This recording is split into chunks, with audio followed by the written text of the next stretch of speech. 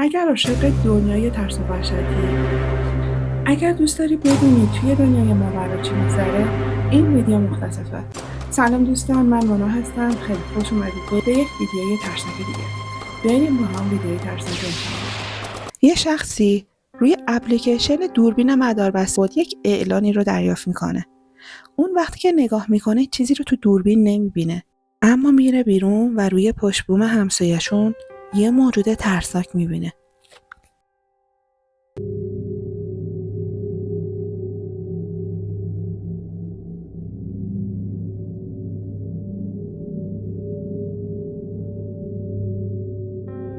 اون اصلا فکر نمیکنه که این یه انسان باشه، چون کاملا غیر عادیه. شاید هیبت یک آدم رو داشته باشه، اما اصلا شبیه یه انسان نیست. اون فکر میکنه این یک موجود ماوراییه. به نظر شما این چیه؟ کل بدنش یه رنگه، 2 چشم روشن داره و خیلی هم بزرگه.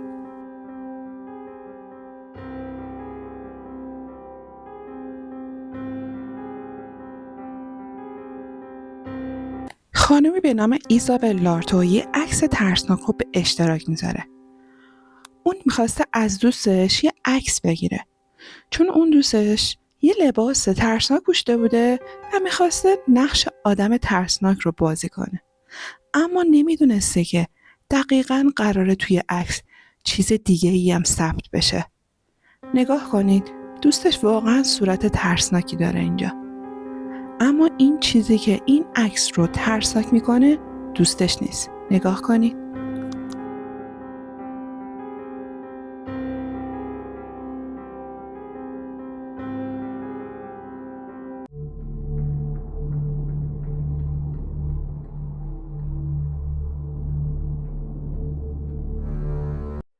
تصویر شبح مانند شبیه یک مرد درست با قد بلند و کت‌شلوار و چشم‌های ترسناک پشت سرش ایستاده. اگر با دقت نگاه کنید، صورت و گردن این مرد کاملا خاکستری به نظر میرسه و انگار از دنیای مردگان اومده.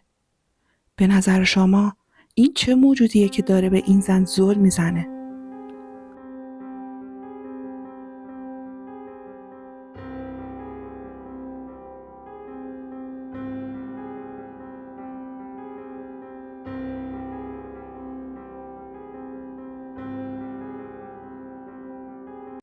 این ویدیو در سابردیت به اشتراک گذاشته شده. یک فیلم توسط یک دوربین امنیتی. در طول پروژه بازسازی یک خونه‌ای، یه دوربین مداربسته یه چیز عجیب رو ثبت میکنه. شخصی که این ویدیو رو به اشتراک گذاشته گفته من و پدرم در طول پروژه در حال بازسازی خونه‌ای برای یکی از دوستان نزدیک اون بودیم و برای همین یه دوربین امنیتی برای اونجا گذاشتیم. یه روز صبح ساعت 4 صبح دوربین یه حرکتی رو شناسایی میکنه و آلارمش رو برای مالک میفرسته. اون چی که توی فیلم نشون داده میشه واقعا ترسناکه. ببینید.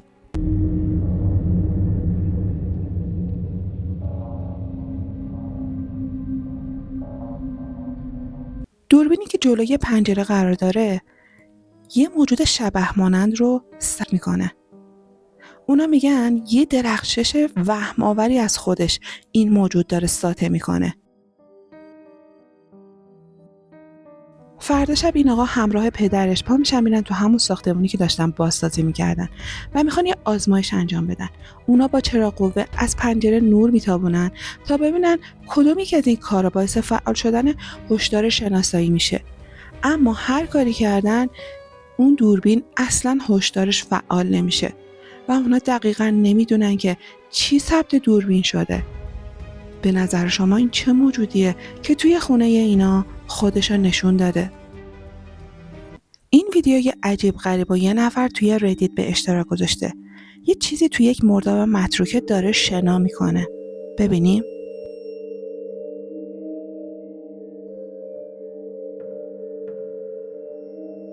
این ویدیو در جنوب شرقی اروپا ثبت شده. توی این دریا میتونیم ببینیم که یه موجود داره در نزدیکی ساحل شنا میکنه. اما این اصلاً طبیعی نیست. شبیه یه انسان نیست.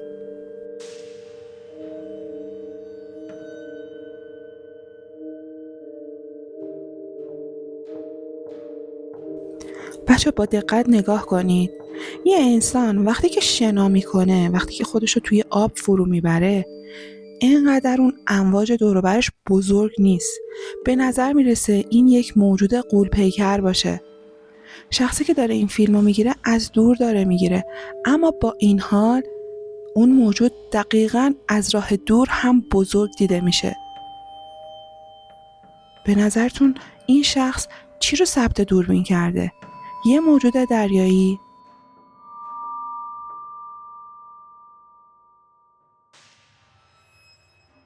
یا یه انسان عجیب و غریب رو ثبت دوربین کرده؟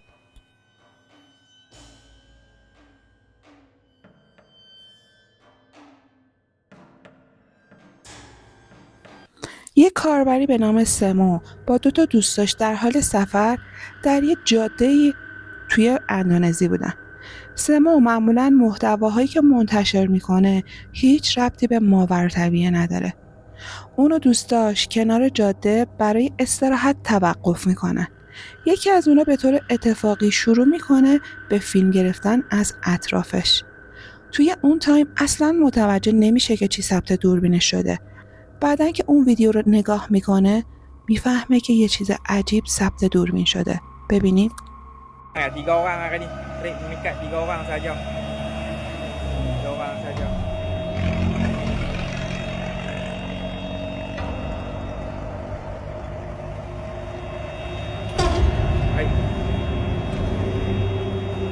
سمو و دوستاش به طور اتفاقی در حال صحبت هست که در پس زمینه یه چیزی ظاهر میشه.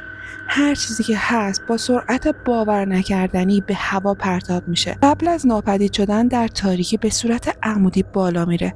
به نظرتون این چی بود؟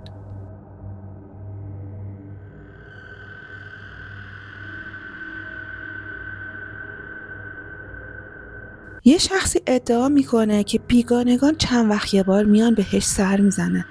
اون تا به حال یوفوها و چیزای عجیب و غریب زیادی رو دیده، اما هیچکس حرفشو باور نکرده.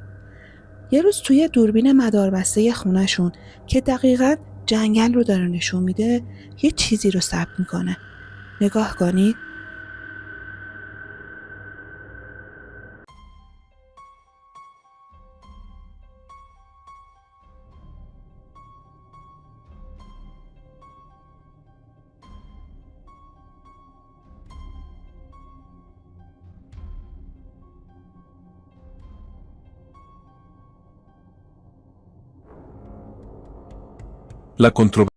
بچه ها نگاه کنید. درست پشت اون درختا یه موجودی که صورت کاملا سفیدی داره و چشمای کاملا سیاهی داره نگاه میکنه و دقیقاً اونجا حرکت میکنه. خیلی گفتن که این دقیقاً یه موجود فضاییه. نظر شما چیه؟ این چی میتونه باشه؟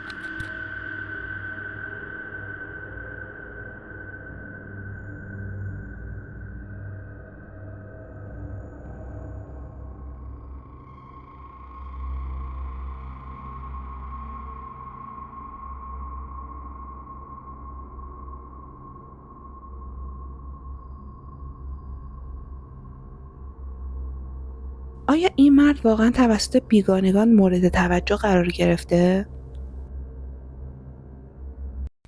این ویدیو توسط یه شخصی به نام ساشا آسا آپلود شده. اون با یه گروه تحقیقاتی شبونه رفتن توی یک قبرستون توی هلند. اونا میگن که کاملا توی این قبرستون تنها بودن. اما یه چیزی یا کسی توی فاصله دور توی دوربینشون دیده شده. ببینید.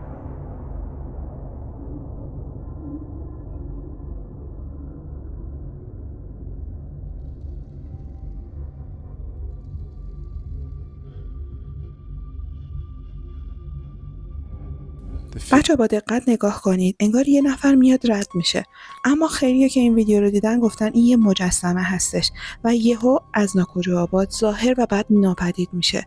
به نظر میرسه که اون خیلی بلند و رنگ پریده هستش. قطعا خیلی عجیبه چرا یه نفر باید شب بدون چراغ قوه یا هر نوع منبع نوری دیگه‌ای توی قبرستون سرگردون باشه. نظر شما چیه؟ یک روحه یا فقط یک مرد قد بلند که به تنهایی توی گورستون داره قدم میزنه؟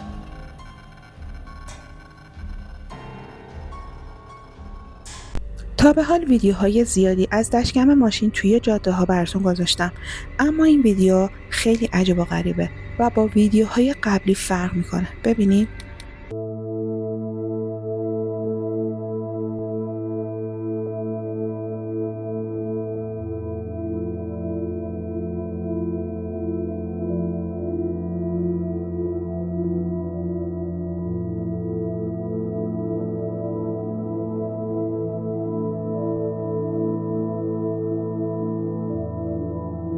در حالی که ماشین به مسیر خودش ادامه میده، به لطف دشکم ماشین ما یه موجود سفید رو میبینیم که از مسیر ماشین داره عبور میکنه. انگار داره از یه چیزی فرار میکنه. حالا اگر با دقت نگاه کنید انگار شبیه یک زنه. قشنگ بولیز و دامن تنشه. به نظر شما این شبح وسط جاده چی کار میکنه؟ شاید یک زنی بوده باشه که قبلا توی این جاده جونشو از دست داده و شاید هم یک موجود ماوراییه که داره سر به سر این افراد میذاره. این ویدیو توسط تیم پیتی پارانورمال ضبط شده و توی صفحه فیسبوک اونها به اشتراک گذاشته شده. اونا رفتن توی یک زندان قدیمی و مشغول تحقیقات هستن. اونا میرن توی یک اتاق مذهبی داخل زندان و دور هم جمع میشن و شروع میکنن یک مراسمی رو انجام میدن. حالا اینا دارن مراسمشون رو انجام میدن که یه جیغ وحشتناکی میشنون و همزمان یه موجودی ثبت دوربین شده و درست بعد از چند دقیقه یکی از افرادی که اونجا هستش از حال میره. حالا بیاید بریم نگاهی بندازیم.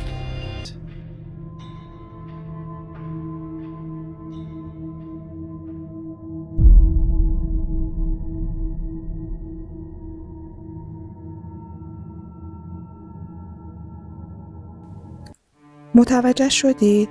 به پایین نگاه کنید.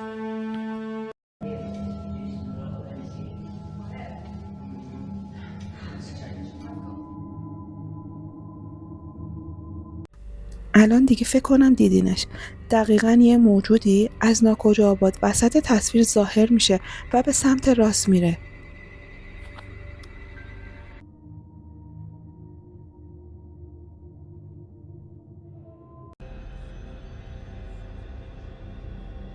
حالا بیاد اون صدای گوشخراشی رو که تیم توصیف میکنه بررسی کنیم. درست قبل از اینکه اون خانم شروع به خندیدن کنه.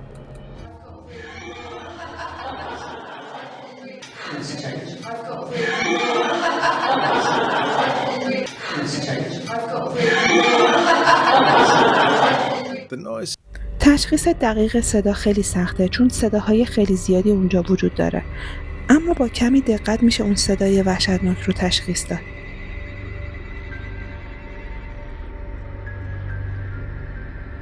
هویت کسی که این ویدیو رو به اشتراک گذاشته مشخص نیست و این فرد به صورت ناشناس این ویدیو رو گرفته و به اشتراک گذاشته. این ویدیو دقیقاً 7 سال پیش با گوشی موبایل گرفته شده و وضوح پایینی داره. حالا موضوع هم کاملا مشخص نیست، اما ویدیو از جایی شروع میشه که یه نفر تماس ویدیویی گرفته با یه شخص دیگه و انگار داره اون خونه رو به اون شخص نشون میده و انگار اینجا خونه یه مادر بزرگ اون شخصیه که پشت تلفنه. حالا بین آشفتگی هایی که توی این خونه وجود داره یه چیز ترسناک ثبت دوربین میشه. بریم ببینیم.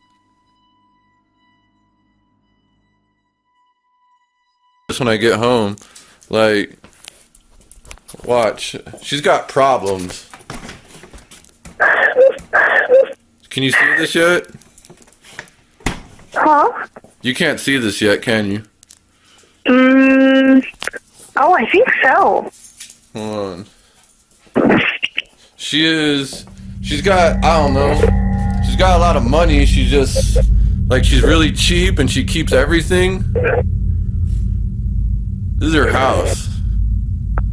No, I can't. It says that it's interrupted.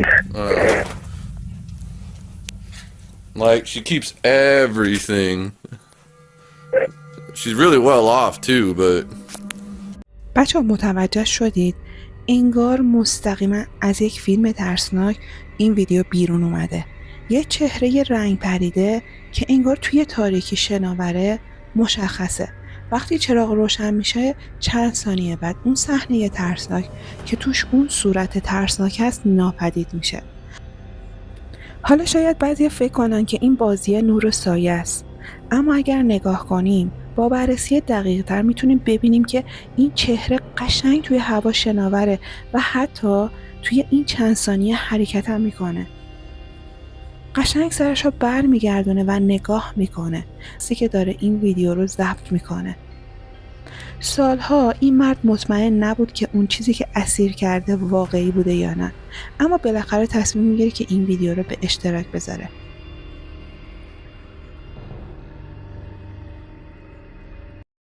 این ویدیو از یک کلیسا توی یک روستا در ایالات متحده هستش. همسایه‌های اونجا با 911 تماس میگیرن چون متوجه شده بودن توی کلیسا یه نفر هستش و اونا صداهای ترسناکی از این کلیسا میشنیدن توی شب. بعضیاشون دیده بودن که اونجا چند تا سایه هستش، در صورتی که کلیسا از صبح تعطیل بوده. زنگ میزنن پلیس میاد بررسی میکنه اما چیزی پیدا نمیکنه. حالا بیایید بریم یه نگاهی بندازیم.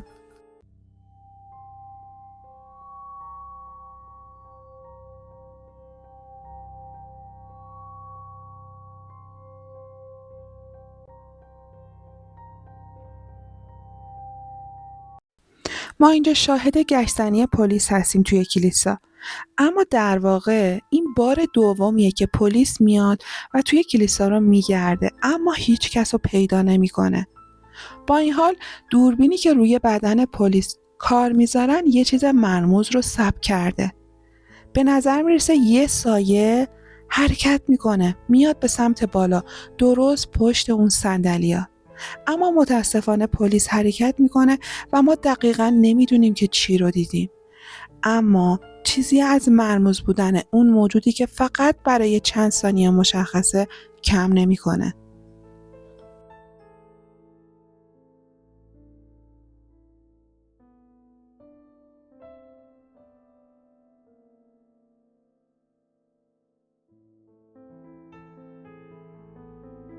این ویدیو توسط یک کاربری به نام آرسی ثبت شده و به نظر میرسه که اون در نیمه شب شاهد فعالیت‌های واقعا ترسناکی توی خونش هست، به خصوص اتاق کارش که به نظر میرسه گردابی برای تجلیات سایه‌های ترسناکه.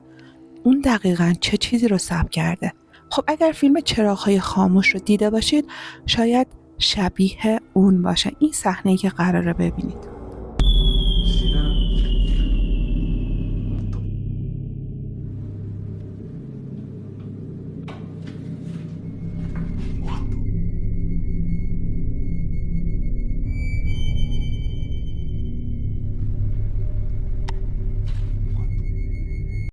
به نظر میرسه که توی این اتاق به طور خاص یه سایه واقعا ترسناک و قد بلند توش ایستاده. زمانی که آرسی چراغ خونه رو خاموش میکنه دوربین قشنگ اونو واضح نشون میده بدون که این ویدیو کات بخوره. آرسی تعداد بیشتری از این رویدادها رو مسترد کرده. بریم ببینیم.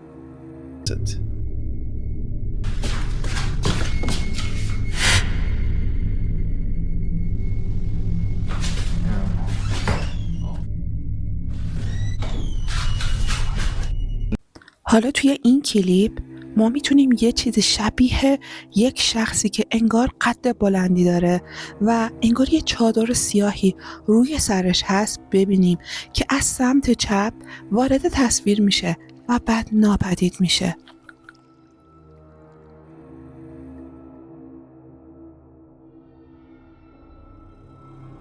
نظرتون چیه؟ آیا این فقط یک پروژه فیلم سرگرم کننده است یا یه چیز غیر قابل توضیحه؟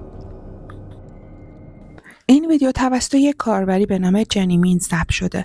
اون در واقع ویدیوهای زیادی در پروفایلش نداره و بیشتر لحظاتی که از خودش فیلم گرفته در حال خوشگذرانی بوده. حالا کلیپی که میخوایم بهتون نشون بدیم تقریبا یه ویدیوی خیلی ترسناکه. ظاهرا اون توی یک مزرعه کنار یک خونه متروکه بوده. جسی تصمیم میگیره بیاد یه ویدیو از این خانم بگیره. حالا نگاه کنید ببینید چی ثبت دوربینشون شده.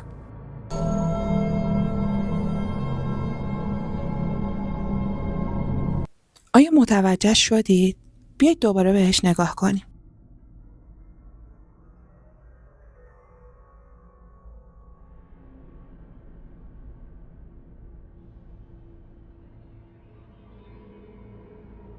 کسایی که این ویدیو رو دیدن شبحی رو در حال حرکت توی در دیدن.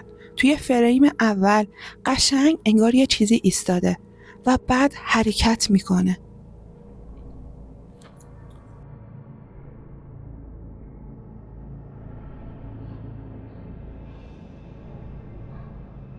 بعضیا میگن شبیه روحی هستش که انگار یه لباس مخصوص پوشیده. شاید یه زنی که قبلا توی این خونه زندگی میکرده. حالا به نظر شما اینجا چه اتفاقی افتاده؟ دقیقاً چی ثبت تصویر شد؟ حالا این پنجره رو نگاه کنید. توی یه نقطه کوچیک قشنگ یک سایه رو میشه دید که انگار معلقه درست در سمت راست. توی این خونه 2 بار ما موجوده غیر عادی دیدیم. یه بار توی یک پنجره که سمت راست قرار داره و یک بارم توی درگاه ورودی. شما چی برداشت میکنید؟ به نظرتون این ویدیو واقعیه یا نه؟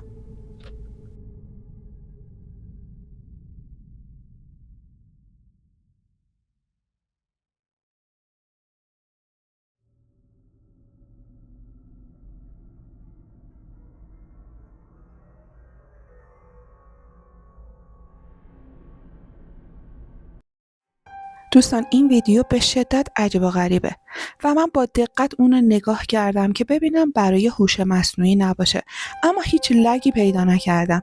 خودتون نگاه کنید و قضاوت کنید. این خانوم گویا نمیتونه روی زمین بایسته و باید حتما یه جسم سنگین همراهش باشه. حالا نگاه کنید یه نفر داره فیلم میگیره و همزمان چندین نفر دورش جمع شدن. بریم D'habitude ça arrive un peu, mais là c'est carrément fort. Elle vous a pris le plus grave, c'est quoi là? Ils ont dit elle a respiré en position. Allah. Ouais. Cadeau, voilà, te rapproche pas. Non, moi je frappe pas. Mais ouais, je crois là, c'est quoi? C'est de la sorcellerie. C'est pas de la sorcellerie. C'est bon, madame.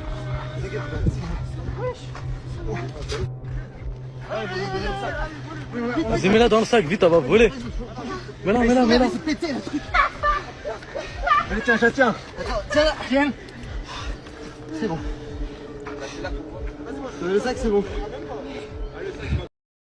هویت کسی که این ویدیو رو به اشتراک گذاشته ناشناسه و اطلاعات زیادی در رابطه با این ویدیو نداده و قشنگ مشخص نیست که چرا این خانوم به این روز افتاده. با این حال تماشای این تصویر خیلی آزاردهنده هستش.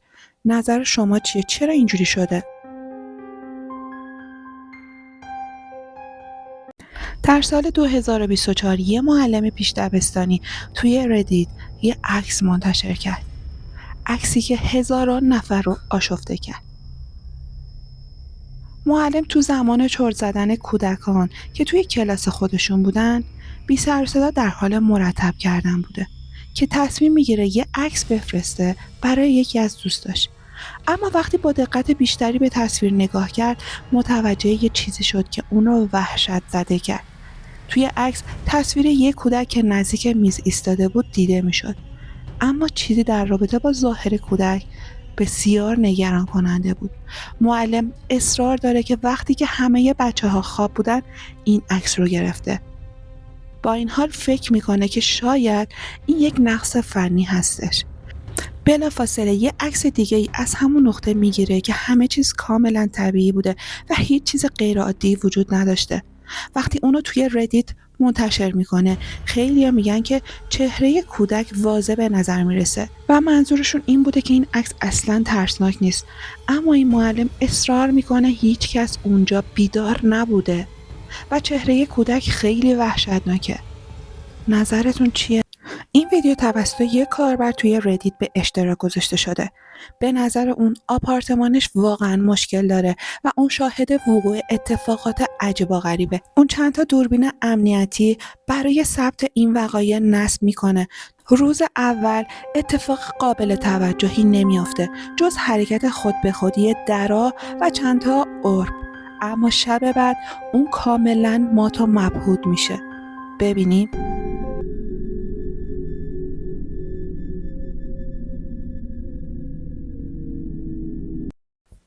اون معتقده که این روحی هستش که توی اتاق خوابش ظاهر شده و به طور تصادفی اسیر شده.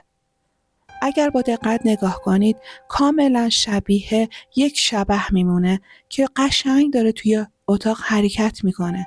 خیلی بعیده که این یک باگ یا یک شی مصنوعی باشه. به نظرتون این چیه؟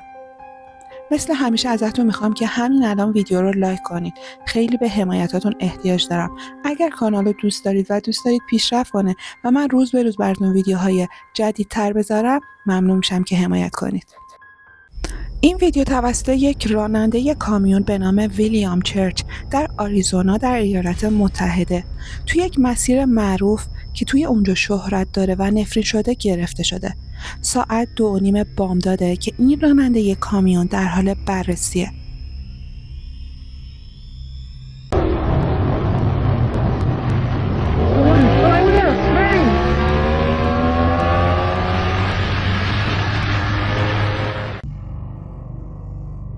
همونطور که دیدید کاملا یک شخص برهنه وسط جاده هستش و این شخص انگار بهش برخورد میکنه و کامیون انگار کمی حرکت میکنه. شاید فکر کنید مشاهده یک تصادف بودیم، اما این شخص وقتی که یکم جلوتر میره تصمیم میگیره برگرده ببینه چه اتفاقی افتاده، اما هیچ کس رو اونجا پیدا نمیکنه. حالا به نظر شما این واقعا یه موجود ماوراییه که دوست داره مردم رو گمراه کنه یا روح یک شخصی هستش که قبلا اینجا جونش رو از دست داده؟ این ویدیو رو یه شخصی توی ردیت آپلود کرده. در آگوست 2025 این اتفاقات توی این خونه رخ میده. چند هفته‌ای بوده که صداهای عجیبی توی خونه شنیده میشده. چند بار اول اتفاقاتی که میافتاده بیرون از درب خونه بوده و باعث میشده که صدا بیاد داخل خونه. این آقا اول این اتفاقات رو نادیده میگیره ولی بعدش فکر میکنه شاید کسی داره از عمد این کارا رو میکنه. این شخص میاد دوربین موبایل خودش رو روی بالای راپله ها میذاره. حالا نگاه کنید ببینید چی ثبت دوربینش شده که باعث وحشت اون شخص شده.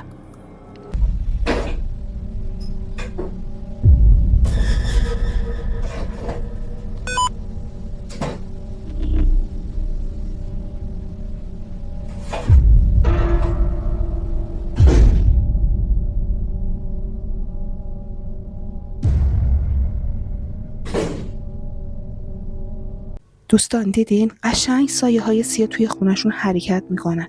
چند تا شی از توی کشو بیرون میاد و روی زمین میافته و برنامه SLS قشنگ یک موجود رو داره کنار اون آینه کنسول نشون میده. به نظر شما این اتفاقاتی که توی این خونه داره میافته طبیعیه یا واقعا این خونه تسخیر شده؟